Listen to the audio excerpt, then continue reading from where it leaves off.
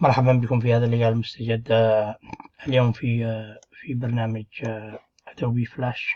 سنقوم بالتعرف على السكريبتينج، وكذلك سنعمل 2 موفي كليبات، وعلى أساس نعمل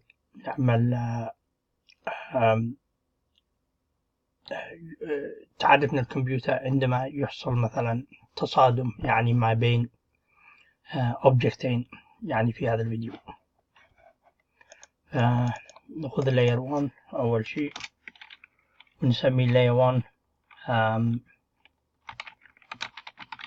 characters، هو الأشياء الذي سيحصل التصادم بينهم. تمام. ونقول على أن الأول مثلا سيكون هذا الشكل. تمام. مثلا الفرد،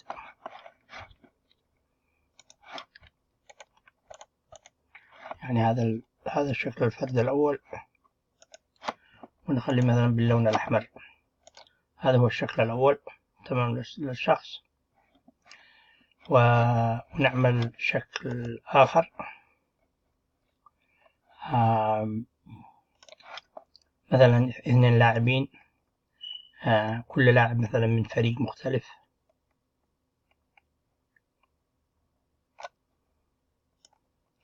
نخلي بهذه الطريقة،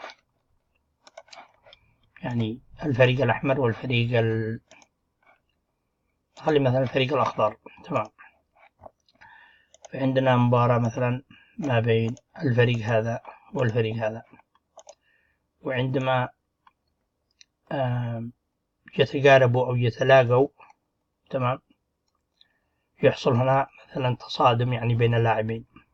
تمام. فنشتغل الكمبيوتر يعني تبرمج وتعرفنا متى يحصل التصادم يعني بين اللاعبين المختلفين. يعني هذا هو الغاية من الفيديو.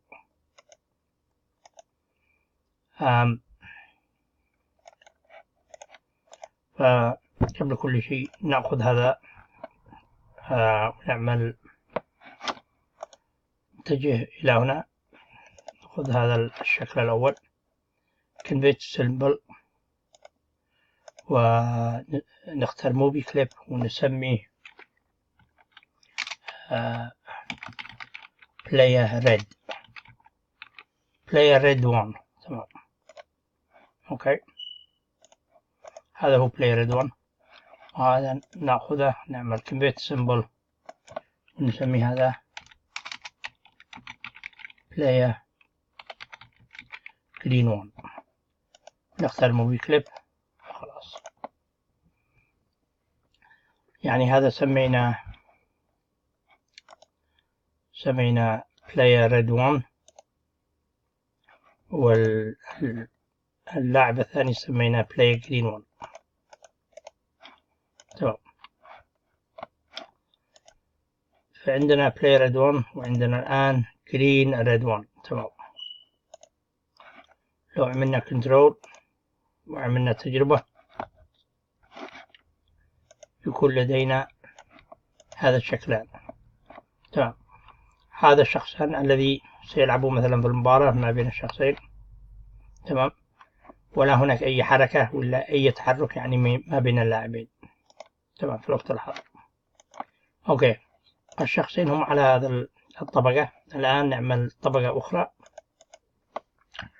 وهذا هو سيكون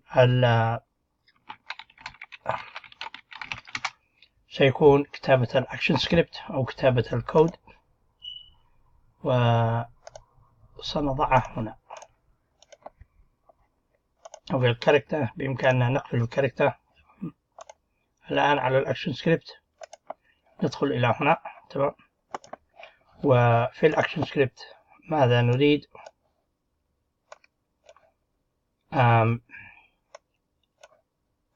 ماذا نعمل في الأكشن سكريبت؟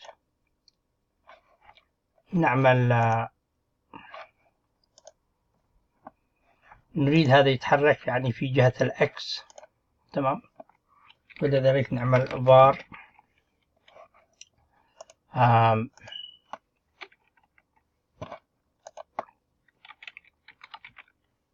نعمل X move. تمام.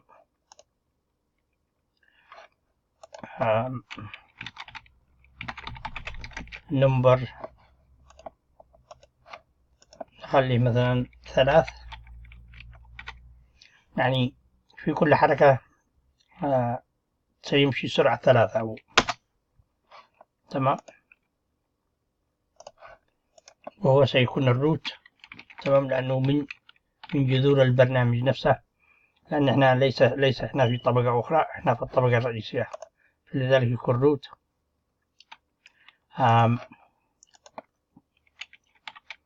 on enter frame.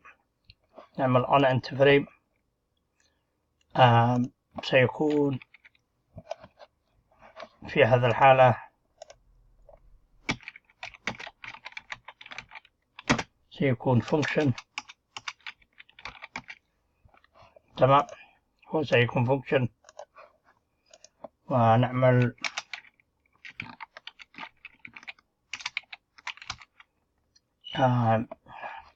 الكيلي بريس. تمام.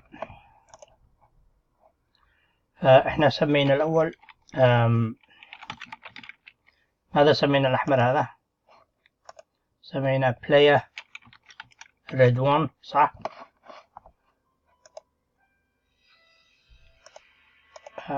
player red 1 دوت x، لأنه سيتجه يعني في الإكس أكسيس. تمام، على الإكس هنا، يعني عموديا.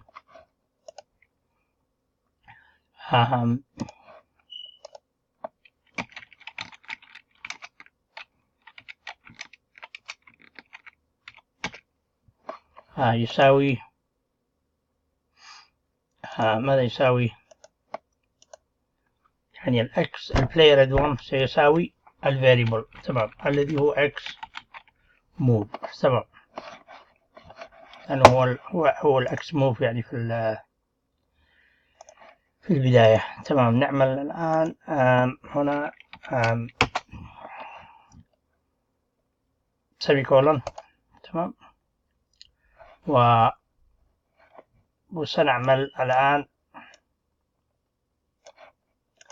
if statement. الآن if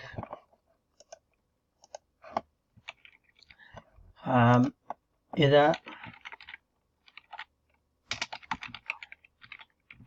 player red 1 إذا player red 1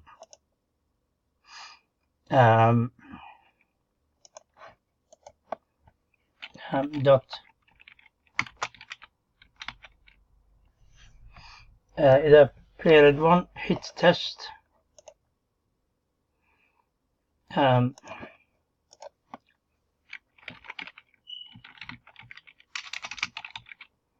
لا hit test player green 1 صح.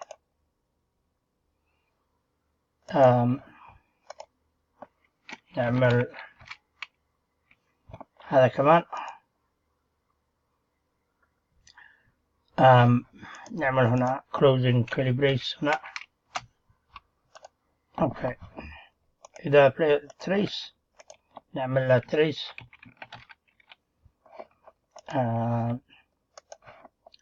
ماذا نقول في trace؟ they are colliding. ايش رأيكم؟ نعم.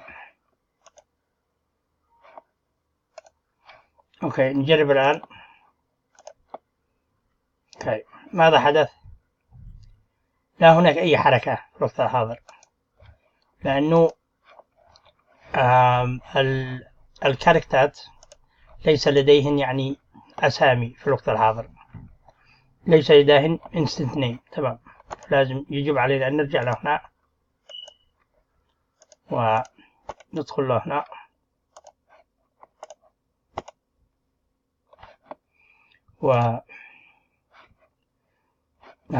هذا يجب علينا نسمي player red 1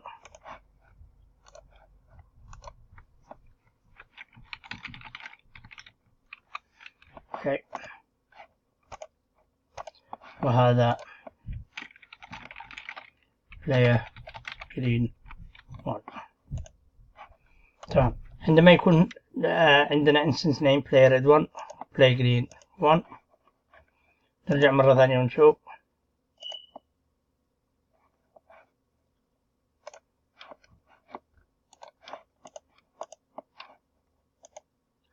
ننظر للسكريبت ونشوف ايش حصل هنا.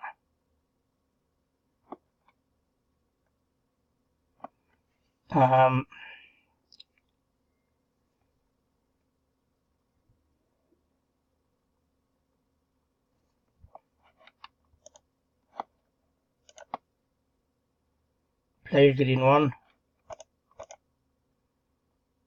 و player red 1.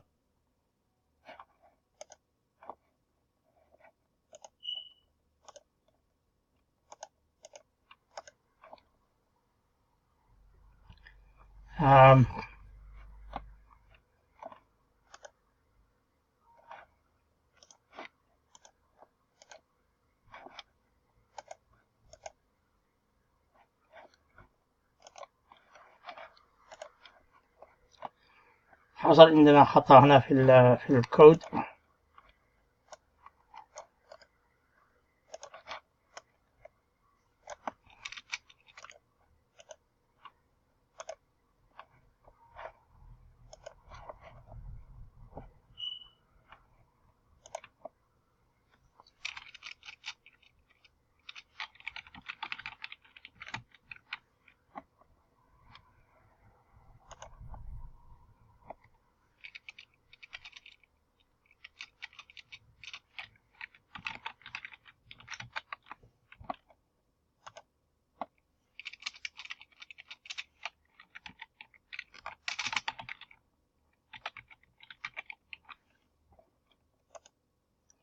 جرب الآن.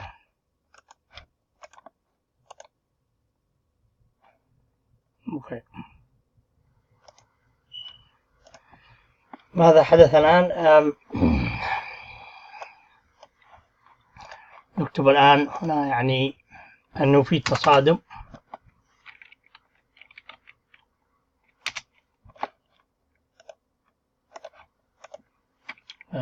فجاء في تصادم.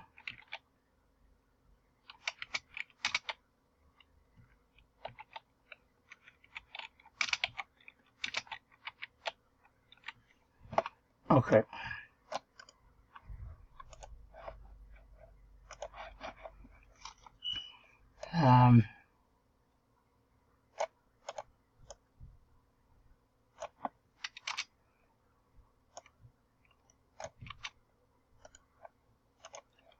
نعم، جرب الآن. عندما نشوف الآن، عندما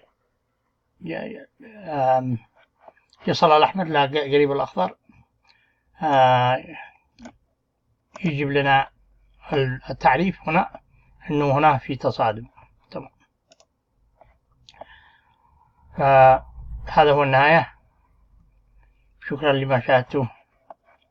يعني هذا يسموه collision detection، يعني باللغة الإنجليزية يسمى. شكرا، إلى اللقاء.